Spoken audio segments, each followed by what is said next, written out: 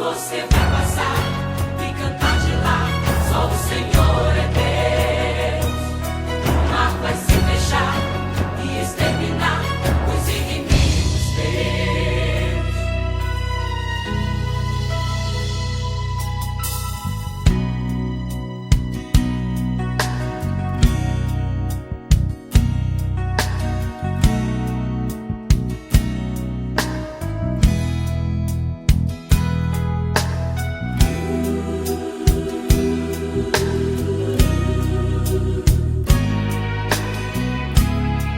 E nele você pode tudo.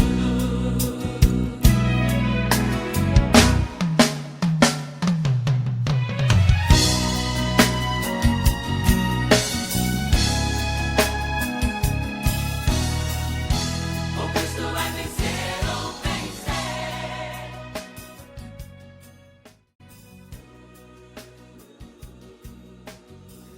A intercessão pelos outros multiplica bênçãos de volta sobre a vida e a família do intercessor. Toda oração de bênção por outra pessoa é uma oração que Deus devolve a você e aos seus entes queridos. Jesus prometeu: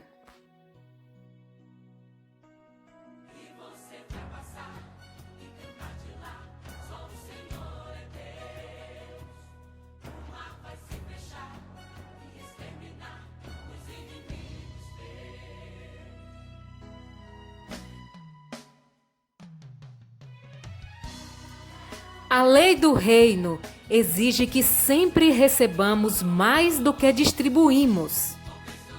A medida que damos em oração pelos outros será usada de volta a nós. Essa é uma das minhas promessas favoritas sobre a oração. Não importa por quem oramos, até mesmo quando oramos pelos nossos inimigos, como Jesus nos ordenou a fazermos, acabamos sendo abençoados pelas orações que fazemos por eles.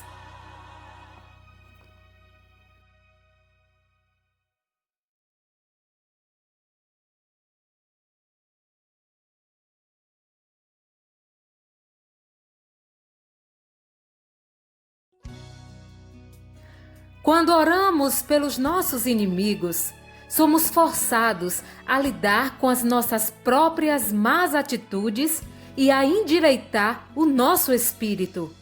Mas também nos tornamos os recipientes das nossas orações. Por exemplo, quando oramos pela liberação do espírito de sabedoria sobre os nossos inimigos, recebemos sabedoria também. O princípio de bênçãos multiplicadas aplica-se a tudo o que fazemos na vontade de Deus, quer estejamos oferecendo orações, dando dinheiro ou misericórdia ou servindo as pessoas de maneira simples. O Senhor multiplica as bênçãos de volta a nós 100 vezes mais. Jesus garantiu aos discípulos: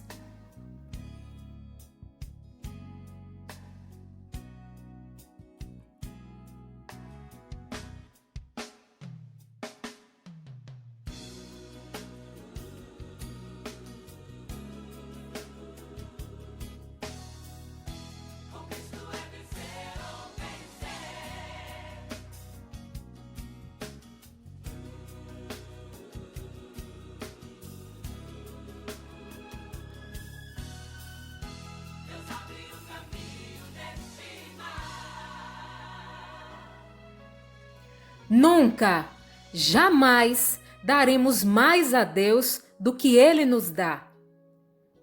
Toda oração que fazemos, inspirada pelo Espírito, será devolvida a nós e aos nossos entes queridos. Por exemplo, se você orar pela Igreja do Egito, as suas orações liberarão as bênçãos de Deus sobre os cristãos de lá. E o conteúdo das orações também será liberado sobre você e sobre a sua família nesta vida e na vida vindoura. Obviamente, não merecemos bênçãos multiplicadas pelo fato de intercedermos.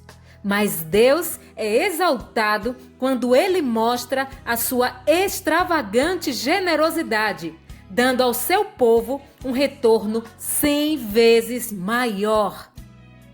Ele possui riquezas infinitas. Assim sendo, elas nunca diminuem quando Ele manifesta uma grande generosidade. O Cristo é vencer ou vencer.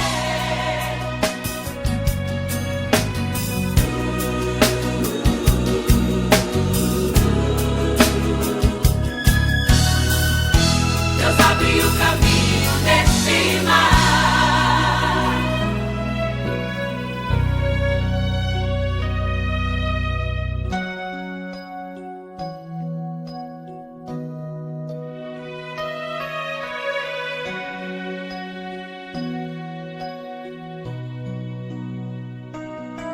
Você vai passar e cantar de lá, só o Senhor é Deus.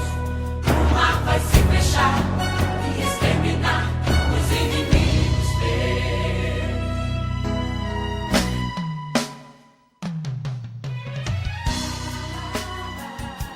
Graça e paz, igreja, apacentar. A saudade é grande de estarmos com os irmãos, de olhar nos olhos de cada irmão, de cumprimentar, de rir, de abraçar. Mas o momento nos impede disso e nós vamos nos valendo das redes sociais para irmos nos cumprimentando e nos falando. Desta feita eu vou falar um pouquinho sobre o capítulo 28 de Jeremias. O capítulo de Jeremias 28, ele acontece no princípio do reinado de Zedequias, rei de Judá, no ano 4º, no 5º mês. E antes de falar sobre Jeremias, nós precisamos falar sobre Ananias. Quem era Ananias? Ananias era um profeta de Gideão. Pertencia a uma classe de profetas que se baseavam, as suas profecias se baseavam em fatos que estavam acontecendo, em ocasiões. E dentro da situação do que ele via, ele prospectava coisas que podiam acontecer e falava estas coisas como se fosse a palavra de Deus. Era, na verdade, um falso profeta. As profecias dessas pessoas, normalmente, traziam mensagens de vitórias, mensagens de alegrias, virtudes. Falava, na verdade, aquilo que o povo queria ouvir, como ainda acontece nos dias de hoje. Ele era um adivinho, como tem hoje aí vários videntes e adivinhos que vivem adivinhando e tentando falar coisas sobre o que vai acontecer, sobre personalidades políticas, personalidades artísticas, sobre nações. E muitos deles sempre profetizam coisas boas e coisas maravilhosas. Esta palavra do versículo 28, quando eu li, eu achei que ia ser uma palavra fácil, mas não é uma palavra tão fácil. Porque ela, na verdade, é uma palavra muito dura e que nos chama a atenção. O cuidado para com falsos profetas. Não só falsos profetas, mas profetas ou pessoas que ingenuamente profetizam na vida de outras pessoas, dizendo: olha, Deus manda te dizer que a cura vem, Deus manda te dizer que aquele problema que você está preocupado e esperando já está resolvido, que Ele já resolveu por você. Tudo bem, é uma ideia de motivação, mas que na verdade não é uma profecia. Não quero dizer que hoje não tenham profetas, tem profetas, muitos falsos profetas, do que está dito aí, que nos últimos dias apareceriam muitos falsos profetas. Como apareceriam e aparecem muitos falsos profetas, também tem profetas verdadeiros. Porque para haver alguma coisa falsa, é necessário que haja um original. Por exemplo, como alguém falsificaria uma nota de R$40? Alguém poderia falsificar uma nota de R$40? Não, porque nota de R$40 não existe. mas falsificam de 20, de 50. Então é o que eu quero dizer, que existem falsos profetas, mas existem profetas verdadeiros. E Ananias profetiza com base na situação de Nabucodonosor. Ele diz que em 2 anos o reinado de Nabucodonosor cairia e que as peças do templo, as peças sagradas do templo de Salomão, voltariam de novo para Jerusalém em 2 anos. E Ananias precisava de público, ele gostava de público, de ibope. E nesses dias estava acontecendo alguns eventos em Jerusalém, e tinha muita gente de outras cidades, das circunvizinhas na cidade. Então ele aproveitou, Jeremias está no local, ele aproveitou para dar a profetada dele, falando o que o povo queria ouvir. O que o povo mais ansiava na época era o retorno do cativeiro e o retorno das peças sagradas do templo de Salomão, voltando para o templo de Jerusalém, que Nabucodonosor havia tomado. E ele se aproveita do momento, ele sempre contendia muito com Jeremias. Ele aproveita que Jeremias está com o jugo nas costas, uma canga, os canzis de madeira. Então ele, para fazer uma cena teatral, ele vai, pega o jugo do pescoço de Jeremias e quebra e joga fora. Jeremias, muito prudente, se afasta dali e vai embora, como diz no verso 11. Mas no verso 13 vocês podem observar que Deus fala a Jeremias: Jeremias, volta e profetiza o que eu estou te falando. E Jeremias volta e diz, o Deus, vamos ver aqui o versículo 13, o que diz: vai e fala a Ananias, dizendo assim: diz o Senhor, canzis de madeira quebraste, mas em vez deles farei canzis de ferro, porque assim diz o Senhor dos exércitos, o Deus de Israel: jugo de ferro pus sobre o pescoço de todas estas nações, para servirem a Nabucodonosor, rei da Babilônia, e o servirão também. Lhe dei os animais do campo. Jeremias vem e faz essa profecia. Esta profecia é a profecia real, é a profecia de Deus, é a palavra de Deus. Então nós precisamos atentar, precisamos aprender a reconhecer as profecias que vêm de Deus e as que não vêm de Deus. As profecias que vêm de Deus, todas elas são baseadas na palavra. Elas são fundamentadas na palavra de Deus.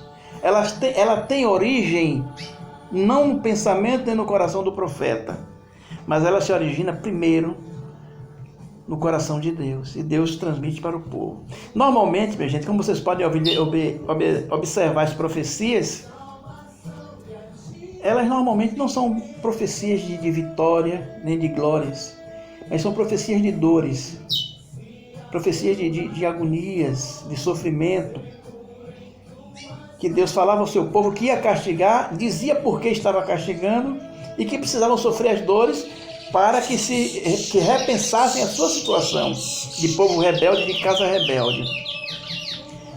Então nós precisamos atentar para as profecias que se seguem e que temos hoje, porque temos muito mais falsos profetas do que realmente profetas de Deus. Precisamos atentar também para aprender, para profetizarmos, ou nem profetizar, mas para entendermos as profecias, precisamos aprender a ouvir a voz de Deus, porque Deus fala conosco ainda nos dias de hoje. Antes nós estávamos reclamando, não sou eu, mas todo mundo falava de tempo. Eu não tenho tempo para isso, eu não tenho tempo para aquilo, meu tempo é muito pouco, meu tempo é muito curto. Mas hoje, o que nós bem temos é tempo. Hoje não nos falta tempo para meditar, para orar, para ouvir a voz de Deus. Às vezes temos que tomar decisões. Muitas vezes decidimos sem ouvir a voz de Deus, mas às vezes ouvimos a voz de Deus. E muitas vezes ouvimos a voz de Deus e não damos atenção. Isso me lembra uma questão de um cidadão, um homem de Deus, que precisava atravessar um rio. E o rio era caudaloso, um rio perigoso. E quando ele chega na beira do rio, o canoeiro lhe oferece o colete salva-vidas para ele seguir sua viagem, sua travessia em segurança. Ele recusa. Ele diz: não, eu não preciso disso não, porque o meu Deus, o Deus em quem eu confio, é quem me guarda. O homem da travessia insiste e ele insiste em não receber o colete. E ele vai e começa a fazer a travessia do rio. No meio do rio, a canoa vira. Vem um outro canoeiro e oferece socorro a ele. Ele recusa o socorro porque ele diz: não, o meu socorro vem do Senhor. É o meu Deus quem vai me socorrer. Eu não preciso que você me socorra. O canoeiro insiste, termina indo embora, desiste. Depois vem os bombeiros. Jogam as cordas, vem com a balsa salva-vida e mais uma vez aquele homem recusa porque ele acreditava que Deus é quem vinha salvar ele. Que Deus não tinha falado com ele nada disso para ele pegar. E acontece que esse homem termina morrendo. E aqui agora é uma metáfora, né? E ele vai para o céu e se encontra com Deus. E lá ele contesta o Senhor: Senhor, eu confio tanto no Senhor, eu confiei tanto na tua palavra, eu sempre acreditei que o Senhor viria em meu socorro, e o Senhor não me socorreu, Senhor. O que aconteceu? Aí Deus fala para ele: meu filho, como eu não te socorri? Eu mandei o meu anjo no início da travessia te dar um colete salva-vida, você não aceitou.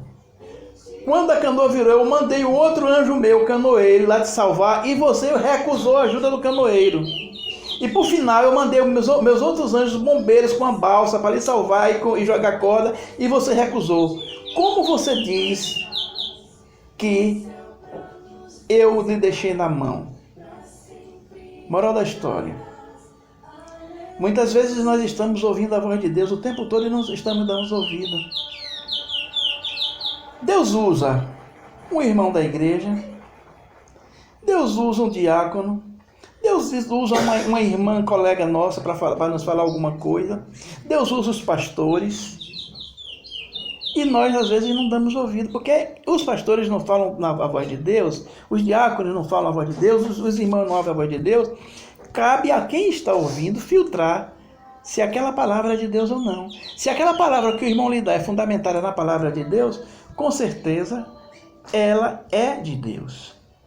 Precisamos aprender a diferenciar, ouvir a voz de Deus e entender o que é profecia santa e o que não é profecia santa. E voltando a Jeremias, Jeremias era um homem de Deus e eu tenho uma semelhança com Jeremias. Não que eu seja profeta, eu não sou profeta. Não me lembro alguma vez que já profetizei, não me lembro. Mas eu não sou, com certeza, Deus ainda não me usou como profeta. Mas a minha semelhança com Jeremias é que eu sou chorão. Eu, às vezes, quando falo a palavra de Deus, prego a palavra de Deus e que eu uso uma mensagem, eu me sinto envolvido pela palavra e a palavra que eu estou levando me toca muito. E eu sinto as dores que a multidão sente. Era o que acontecia com Jeremias. Quando Jeremias estava profetizando isso, ele estava sofrendo muito, ele chorava muito.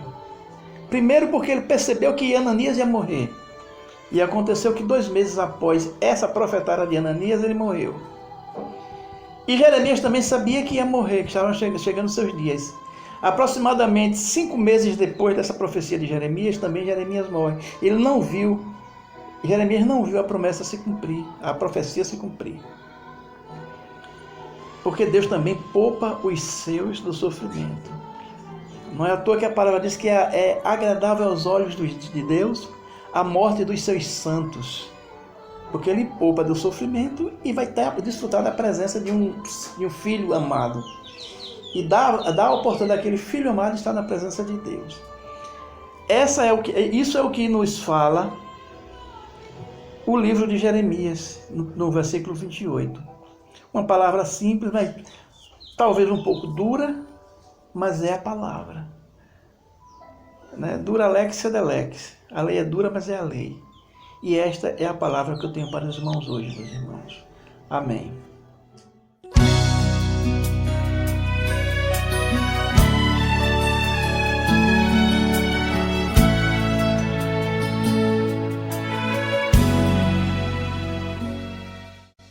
Livro do profeta Isaías, capítulo 42, versos 6 e 7. Eis o chamado do Senhor. Te darei por conserto do povo e para a luz dos gentios, para abrir os olhos dos cegos, para tirar da prisão os presos e do cárcere os que jazem em trevas. Se quisermos de verdade ser uma igreja que mude a realidade dessa cidade, isso se iniciará dentro do nosso quarto, no a sós com Deus. Aproveitando esse período de estabelecimento dentro dessa cidade como igreja do Senhor, esse é o momento de buscarmos como nunca buscamos, consagrar como nunca consagramos e sermos o que talvez nunca fomos. Precisamos desejar e sermos disciplinados nisso. Se assim fizermos, o Senhor nos levantará como o exército forte dele. O Senhor nos diz no Evangelho de Mateus, capítulo 7, verso 8: pois todo o que pede, recebe, o que busca, encontra, e a quem bate, se lhe abrirá. Só o Senhor é Deus. O mar vai se fechar e exterminar os inimigos teus.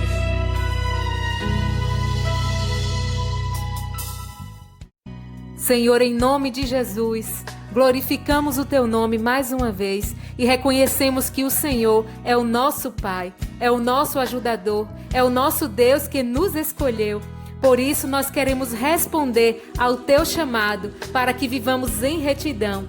Nós queremos sim que o Senhor segure firme na nossa mão, que o Senhor nos guarde, que o Senhor faça de cada um de nós, povo escolhido, um mediador, para que levemos, meu Pai, luz para todos os gentios, para que possamos abrir os olhos dos cegos com a força e com o poder do Senhor sobre nós, para libertarmos pessoas da prisão, aqueles que estão cativos, aqueles que estão depressivos, aqueles que estão desesperados, aqueles que porventura receberam um diagnóstico médico aos olhos humanos irredutível. Mas o Senhor é Deus de poder, por isso, quando usufruímos desse poder e quando somos instrumentos usados por esse poder, nós podemos sim levar a salvação e a alternativa do Senhor para essas vidas. O Senhor nos deu poder para livrar pessoas do calabouço e para ir em busca daqueles que habitam na escuridão. Por isso, meu Pai, exaltamos o Teu nome, porque assim como o Senhor é luz e é libertação das nossas vidas, o Senhor é luz e libertação na vida dessas pessoas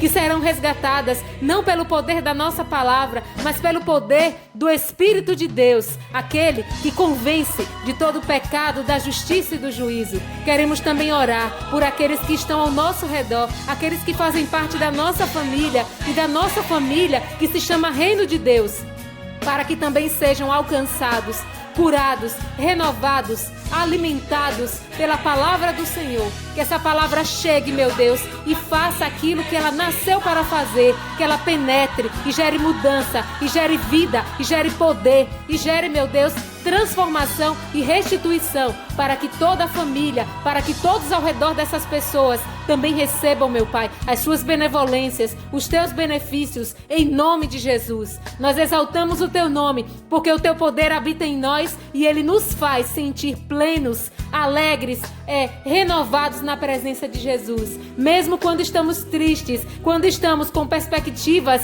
reduzidas diante das perspectivas que o Senhor tem para nós, nós podemos, meu Pai, ter um momento de elevação e de transformação na presença daquele que nos faz enxergar além, daquele que nos faz crer em promessas. Assim como o povo de Israel foi conduzido à fé e ao temor ao Senhor, quando viu as maravilhas do Deus de Israel, quando abriu o mar vermelho, quando mostrou seus grandes feitos através das 10 pragas. O Senhor é Deus do ontem e do hoje, e continuará sendo Deus, que revelará os seus grandes feitos e as suas maravilhas. Portanto, aqueles que esperam no Senhor, nós queremos, em nome de Jesus, entregar a Ti e entregar também a palavra do Senhor que diz que tudo contribui para o bem daqueles que foram chamados segundo o propósito do Senhor. A Ti nós exaltamos, Deus, porque cremos nos Teus milagres, cremos nos Teus feitos e nos posicionamos, seja no nosso quarto, seja na nossa igreja, seja em comunidade, como os servos que intercedem ao Deus que tudo pode, servos que se submetem a esse poder para que possam receber a essência do Senhor necessária para que possamos fazer grandes feitos, assim como o Senhor diz na Tua palavra, há feitos maiores do que os que o Senhor Jesus fez. E nós recebemos, em nome de Jesus, esse poder e a responsabilidade que vem com esse poder. A responsabilidade de andar em santidade, de andar em retidão, de andar em transparência diante do Deus que tudo vê, diante do Deus que tudo opera. E opera também justiça e juízo contra os nossos adversários. E faz com que em terra seca brote grandes mananciais para que sejamos vivificados e melhorados pelo sangue e pelo nome daquele que vive e reina para todo sempre, aquele que merece toda a honra, toda a adoração, todo o louvor, o Deus que merece toda a nossa gratidão. A Ti nós exaltamos, Senhor, e nós Te agradecemos pelas bênçãos de hoje e pelas bênçãos que virão, que já são promessa do Senhor nas nossas vidas e promessas cumpridas, porque promessa do Senhor é promessa realizada. Em nome de Jesus, entregamos todas essas bênçãos ao Senhor, as bênçãos que temos e as bênçãos que receberemos, para que elas sejam usadas não para a nossa glória, mas para a Tua glória. Por isso também entregamos a Igreja Batista Apacentar, para que ela também seja usada para a Tua glória, assim como todas as decisões que nós precisamos desempenhar, nós entregamos a Ti e entregamos para a Tua glória, para que seja feita a Tua vontade na Tua casa. E entregamos o final desse período de jejum e oração, para que o Teu poder, Senhor, continue se manifestando em nós e a partir de nós. E que no nome de Jesus, os resultados das Tuas escolhas sejam para nós vivência, em nome de Jesus. Amém.